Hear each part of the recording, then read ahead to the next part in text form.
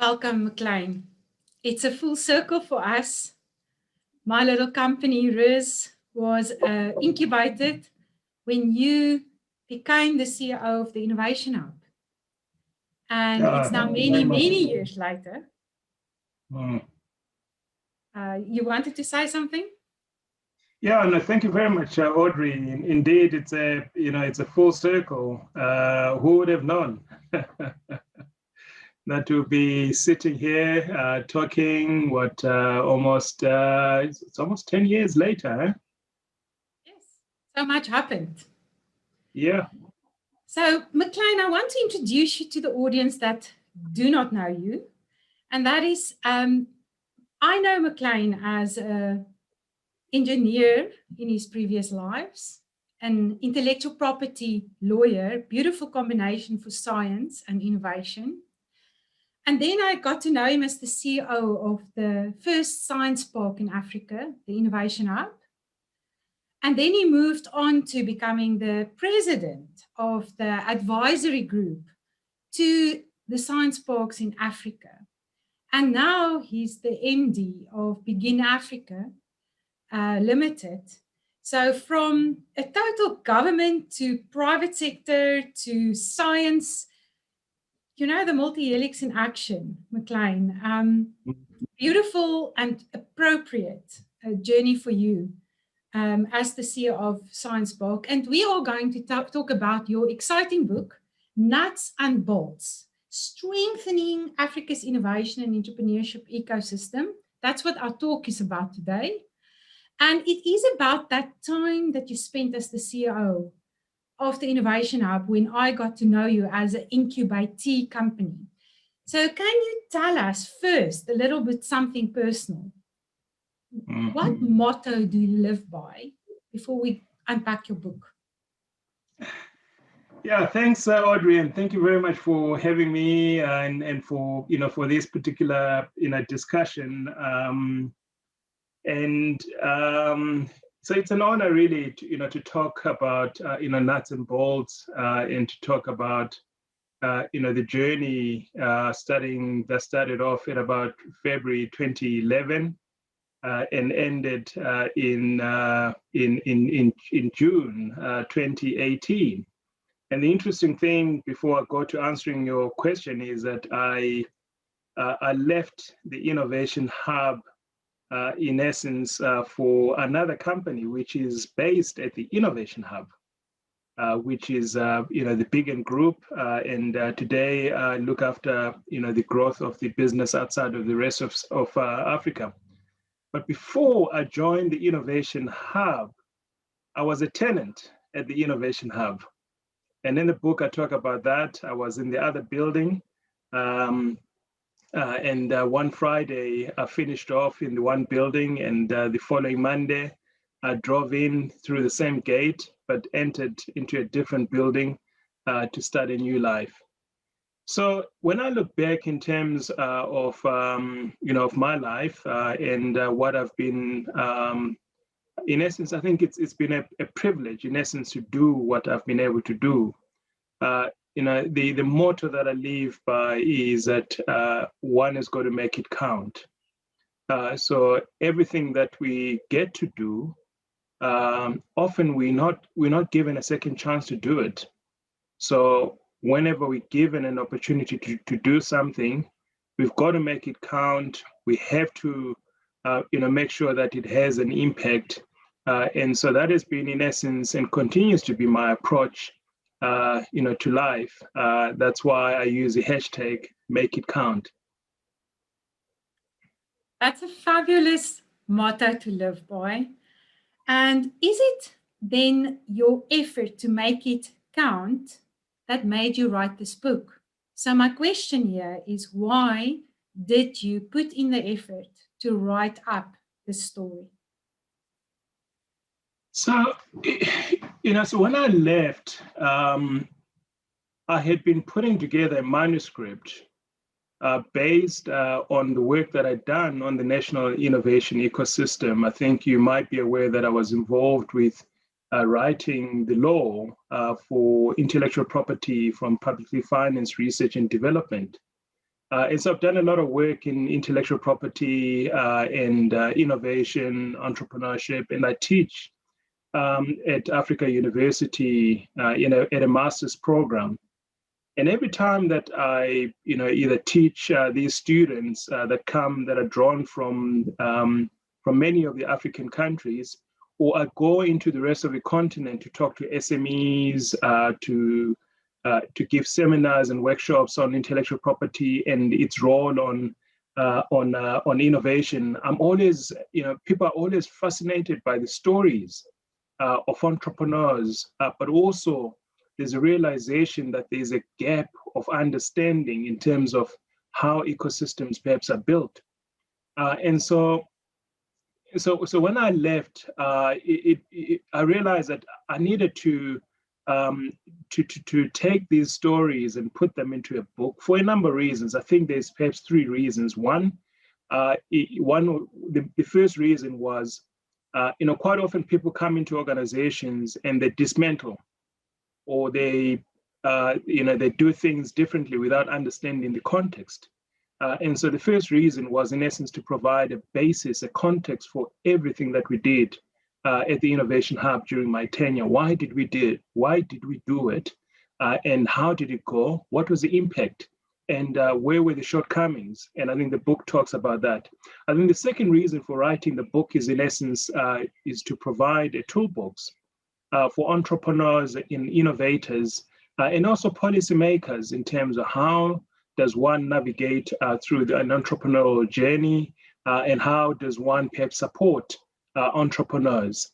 So that, in essence, is another reason why the book was actually written, as, in essence, a toolbox. But I think the last reason was, I was quite fascinated by the great stories of young women and men that are making a difference out there, that we supported. And I thought that their stories need to be told so that they can inspire other entrepreneurs and other innovators embarking on a similar journey. Thank you. That's really beautiful, McLean. I want to share the moment when you made an impression on my life.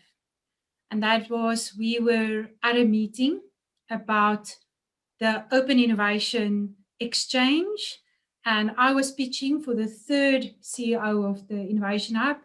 I think this exchange could really work. Comes from Procter & Gamble. We want to do this.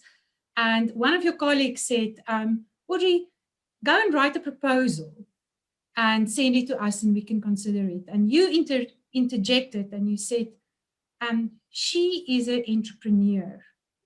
Are you serious to buy from the entrepreneur before you put more effort into making her go and work on a week-long proposal that you're not taking serious? And you said, Audrey, I will phone you when I'm serious, and then you can put a proposal together. 3 weeks later, you phoned me. I put the proposal together.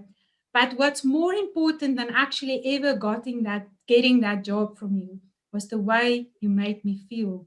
Respected as an entrepreneur, understanding my time constraints, and what is really important in that purpose. And I think that is what comes out in this book. And you just answered me with the stories that you wanted to tell. So I wanted to tell that story to the audience, because it is really about, it could be so academic to talk about an ecosystem. It could be so boring to talk about an ecosystem, but it's glued by human intention, goals, how we make each other feel in this ecosystem, and then ultimately the ultimate human endeavor to collaborate and to shift the needle collectively, although you are contributing individually. And that, I think, is what makes the ecosystem so mysterious, sometimes also so dehumanized, and then sometimes so humanly capable to do so much. And I wanted to capture that because that was the moment I experienced it from you. And now you're putting in so much effort to let more people benefit from that tenure of the 8 years that you spent there? Yeah, and thanks, Audrey, for for that reflection. I am touched, and I think it's also a realization that all of us are on a journey, today, at that particular point in time, you're the one pitching. At some point in time, I'll be the one pitching. And I think it's quite important for people that support entrepreneurs to put in a personal touch in terms of how they support entrepreneurs. Put yourself in their shoes, and how would you feel, and how would you want to be treated? And I think it's quite important for all of us to treat each other with respect, but also I think just to walk a mile or so in an entrepreneur's shoes, just to understand what they're going through. And I think for people in business and in government, it's important to really support entrepreneurs. Entrepreneurs are the future, not only of this country but also of the continent. And if one entrepreneur's dreams come true, they inspire much more. And look at you, look at Reese. Reese has gone on to do amazing things. And I think the chapter on open innovation in this particular book attests, in essence, to the great work that Reese was able to bring to the table and help us to deliver. So thank you very much for that. Right. You gave me the 3 things of why you wrote the book. And they're almost the answer to the question, what do you hope people will get from the book when they read it? Is it the same, or did you want to add anything? No. So I think, the one thing is, I say that nuts and bolts is about hope. So the first thing that I think anybody that picks up, the book, whether they're an entrepreneur or a policymaker or just anybody that wants something to read, is really to give them hope. That in the middle or in the midst of all the challenges that we face as a people, there is hope that we can make a difference. And I think the other thing is that one would want people to get out of this book is that